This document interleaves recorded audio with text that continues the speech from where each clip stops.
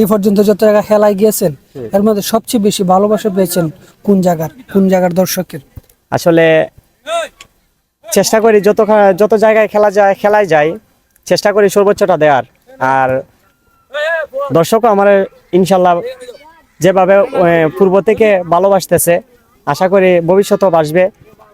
কোন জায়গার দর্শকের ভালোবাসাটা এখনো মনে আছে? হ্যাঁ, মনে আছে বলতে গত বছর নবীগঞ্জ কালিয়ারভাঙ্গা একটা মোটরসাইকেল টুর্নামেন্ট ছিল। ওই জায়গায় আমরা এক গোলে পিছিয়ে থাকি, তারপর আমরা এক গোলে ব্যাক করে খেলা সমতাত পেনাল্টি যাওয়ার পরে আমি 3টা বল সেভ দেই। তারা 3টা শুটিং নিয়েছিল, 3টা বল আমি সেভ দিলাম।